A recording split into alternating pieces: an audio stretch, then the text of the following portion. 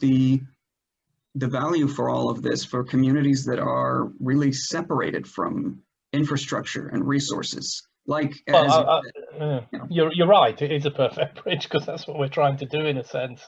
right?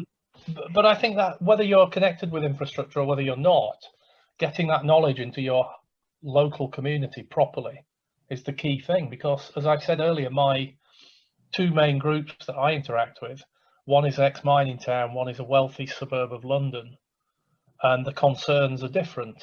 The concern in the mining town is about identity and losing their sense of identity and community as it's all been disbanded. And in the wealthy town, it's about how we make the high street, the main street, a more pleasant community-focused area, if you like, where you can go and have these conversations and you can talk to people. And I think with the education side of things that ProWeBo, Professors Without Borders, does, that is about taking ideas out to places that, like you said, really don't get plugged into the infrastructure and that often don't have access to that. Sometimes they do, sometimes they don't. But it is about levelling up. There's a phrase that, much as I'm not keen on Boris Johnson as a prime minister, but one phrase that his advisors have given him that I do agree with is using the words levelling up. And there's a great levelling up needs to occur. And there are areas that are incredibly unequal, but they're not just unequal financially, because in a sense, if you change the way they think and the way they interact with the world, the financial differences will change anyway. Yeah. And I'm not sure pouring money into something is necessarily the answer. I mean, it alleviates starvation probably, but, other than that, at that level, because, most of the world is developed to a point now. I mean, this notion of undeveloped world and developed world is nonsense, really. The technology shift and the globalization of the last 30 years has just stopped all that. But they don't get necessarily access to ideas and thinking and people who come along and say, think outside the box and look at how you connect to the next community and what happens then. And that's what's missing. And I think that's what's missing in UK education at school level, funnily enough. So whether you're in the backwoods of Uganda or whether you're, in the UK, I don't think children are being taught to think about the effects of what they do and how everything connects outside their local network and the effects that they have. And I think that's where the socialization and the education stuff I talked about earlier really kicks in, because once you understand your effect on things, you start to realize the impact. And that's a key thing in systems thinking, that you stop worrying about the function, the node, and you start worrying about the interconnection. Yeah. Whereas traditionally we've looked at the nodes, and that's what hyperlocalism brings, because actually you see real people who you know and the effect on them. Whereas the early days of the internet up to 2015 have largely relied on massive global communities. Yeah. And you don't know them, you don't know who they are, and you don't care as a result.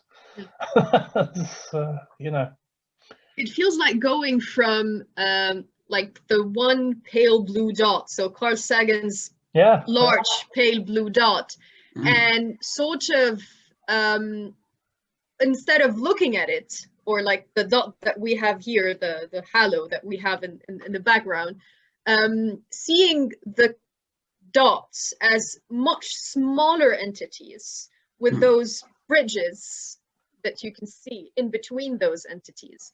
And that would happen on a much more intense scale, because you would have a lot of these dots and you would have a lot of these connections. And that is what makes the one pale blue dot.